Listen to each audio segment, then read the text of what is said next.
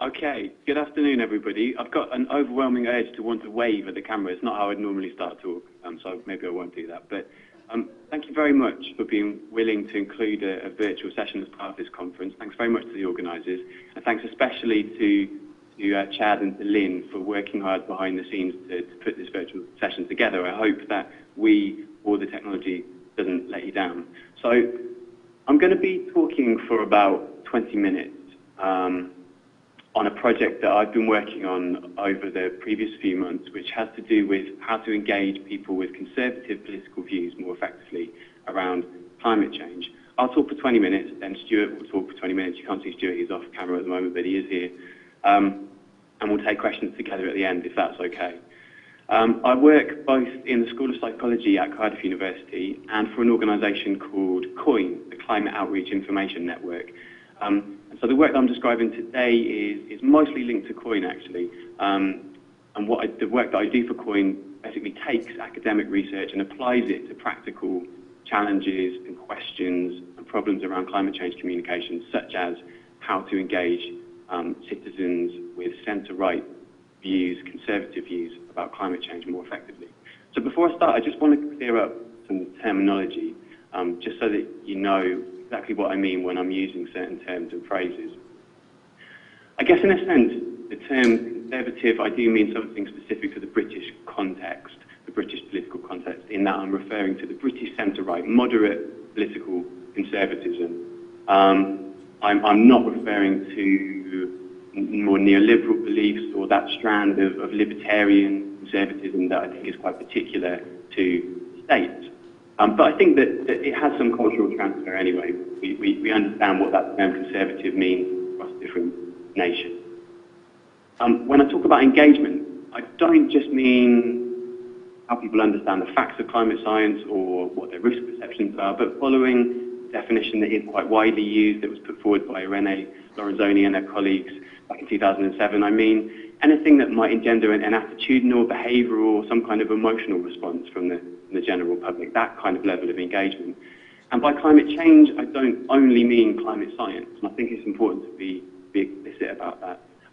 Climate change communication, to me, includes but isn't limited to climate science. So I won't labour this point because I think it's familiar ground. We all know perhaps all too well that there are partisan divides on climate change. It's been documented perhaps most starkly in the US, but certainly these kinds of left to right, Republican to Democrat, conservative divides occur elsewhere, and they do in the UK as well. So being broadly of the right predicts skepticism about climate change, it predicts lower levels of concern about climate change, it predicts lower levels of engagement with environmental risk issues in general. So the question is, what does this tell us? What do we do with this information? How can we act on the fact that we know there are partisan divides, political determinants of beliefs about climate change science and about climate change policies too? Well, I guess one hypothesis, one set of ideas says that perhaps conservatives or some section of conservatives are anti-science or anti-climate science in some ways. I think in the US in particular, there are parallels with something like the creationist movement. Some of Steve's recent research, which you may well be familiar with, has linked climate change skepticism to conspiracist ideation, so the endorsement of certain conspiracy theories. But at the same time, we know that partly from recent work by Dan Kahan's lab, but also from social science research going back several decades, looking at how people engage with scientific subjects, not just climate change science, that what determines people's level of engagement with a particular scientific discipline or topic isn't just their level of knowledge about science. It isn't just facts on the ground that determine those beliefs, as we all know. In fact, people who claim to have higher knowledge about science, who are more scientifically literate, may, under certain circumstances, be more sceptical about climate change. It can polarize differences.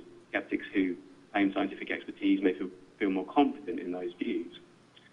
So I guess my position would be that rather than apply a term like anti-science to people who hold conservative views and who doubt the science of climate change, And rather than ask how people we can try and persuade people that they're wrong about the views that they hold in some ways, it's to engage at that political level with those determinants of their views about climate change science at the level of values, at the level of kind of cultural meanings that they attach to climate policy, to climate science.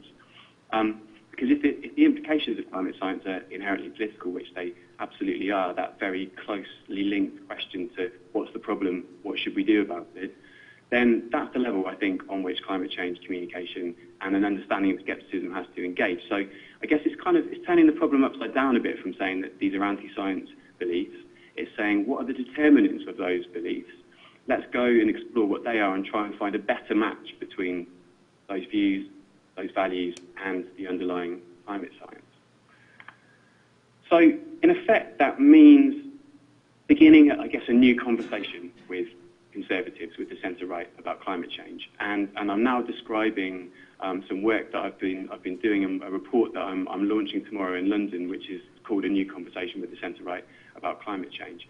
And we started by asking, what are the values of conservatism, moderate conservatism, that might be congruent with engagement on climate change? So obviously there's a whole cluster of values that might not be relevant, but things like a belief in intergenerational duty, that we are given responsibility by our parents and we pass some kind of duty on to our children as kind of stewards of the natural world. That life isn't just about making money, that there's also importance around the quality of life and well-being. That's also a moderate conservative value. Many moderate conservatives put a lot of stock in the beauty, the intrinsic beauty of nature and the natural environment, and want to preserve and conserve it. That's part of conservatism.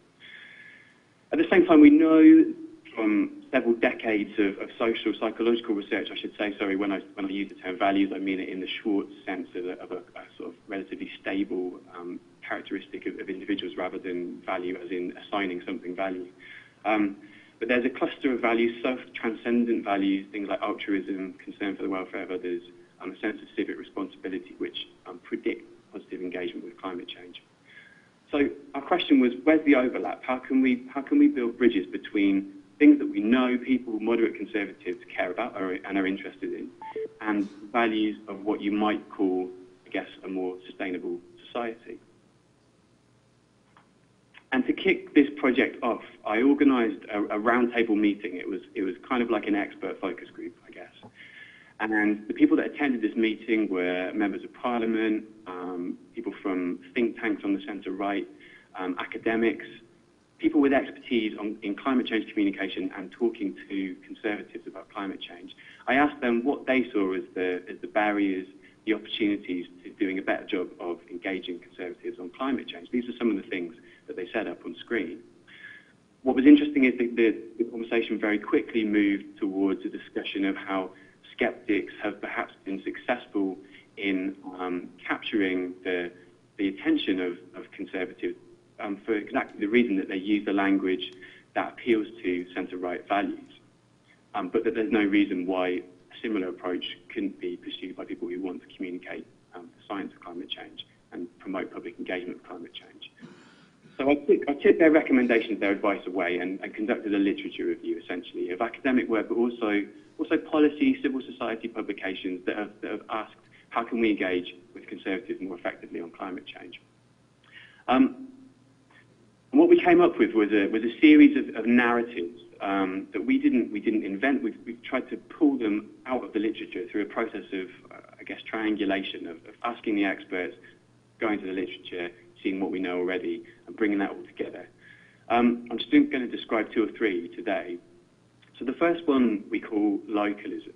So this is drawing on ideas associated with a conservative philosopher called Roger Scruton. And Scruton's basic premise is that a love of the land, what he calls oikophilia, and a love of natural beauty is at the very heart of conservatism. And in fact, conservatives have a lot in common with environmentalists in that way. There's a sense of stewardship, trusteeship over the land, a shared responsibility to conserve. These are conservative values, but also things that are congruent with engaging with climate change, taking action on climate change. So to the extent that this is a British phrase, but to the extent that the impacts of climate change can be said to threaten our green and pleasant land, they may well be something, framed in that way, that Conservatives are more likely to care about than some international bureaucratic process, perhaps a way that climate change has traditionally been framed by climate change communicators. A second idea that we picked up on from the literature, we call new environmentalism after some ideas put together by a British journalist called James Murray, who is the editor of a website called Business Green.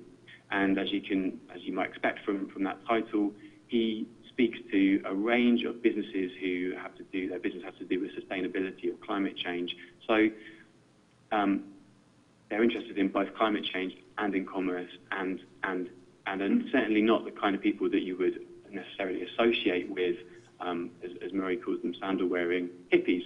Murray's argument is that climate change is too important for sandal-wearing hippies to be in charge of, and that it's the innovators, the entrepreneurs, decision-makers, these are the people who should be leading on climate change. It's quite a provocative, confrontational framing of the issue of climate change, but it's an interesting one, I think. Murray's argument, as many other people have made, is that business as usual might be unsustainable, but sustainable business is part of the solution. So just moving climate change, or the cultural meanings that are attached to this idea of climate change, into a different space, and then asking whether that's a better way to start a conversation about climate change with this group. Finally, for today, or from the narratives for today, we also identified something that we called the good life. So this is drawing on a couple of strands of research, I think, really. One strand is something that's been shown for a while now, which is that reframing climate change as having to do with public health threats, being a public health risk, can be a good way of getting through to people who don't normally listen to environmentally framed messages. So that research has been coming from Ed Myback's group for a while now, I think. There's also a study last year that looked specifically at different moral ways of presenting climate change and environmental threats to Conservatives in the States, and found that instead of appealing to some kind of duty of care, if you talk about the impurity, the pollution, the dirtiness, the uncleanliness of environment, that can be a good hook for getting a conversation about climate change started. So here the argument is that decarbonising is not just good for the environment, it's good for people's health, for the well-being of communities. Again, things that Conservatives, moderate centre-right citizens ought to care about. So I just want to be clear, these are not policy prescriptions, and I think that's for good reason. I'm not a policy expert. I know about communication and public engagement, and I also don't necessarily think it would be appropriate to be advocating for particular policies. But what they are is, I guess, conversation starters, and they operate at quite a high level of abstraction.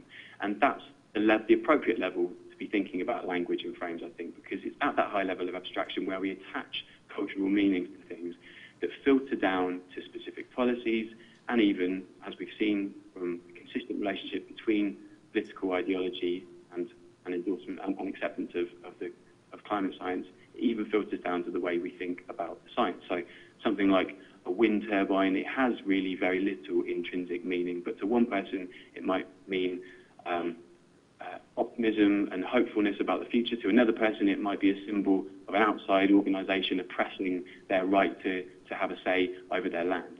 So the way that it's framed, the way that people think about this at quite a high level of abstraction matters, I think. Just to kind of round up, I've got some very tentative empirical evidence that the last of those narratives, the good life narrative about the health benefits of decarbonising, might have some utility in reaching Conservative audiences. Valerie Mocker, a postgraduate student at Oxford University last year, who I co-supervised for a dissertation, showed 100 Conservative voters one of two videos. And the videos were essentially the same speech about the need to decarbonise the transport sector, but framed in a very different way. One talked about the community health benefits of doing this. The other talked about the economic advantages of decarbonising the transport sector.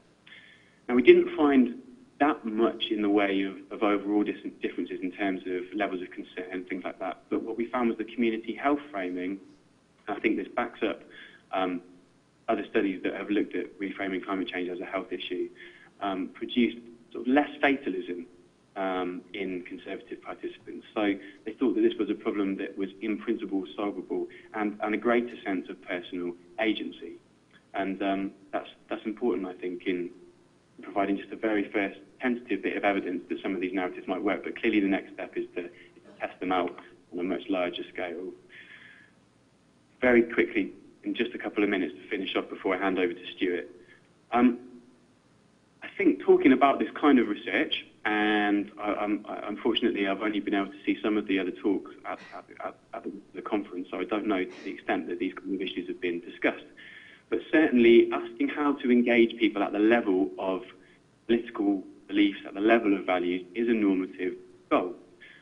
We're asking how to engage with attitudes, behaviours. And there's a question about who has the normative authority to do that.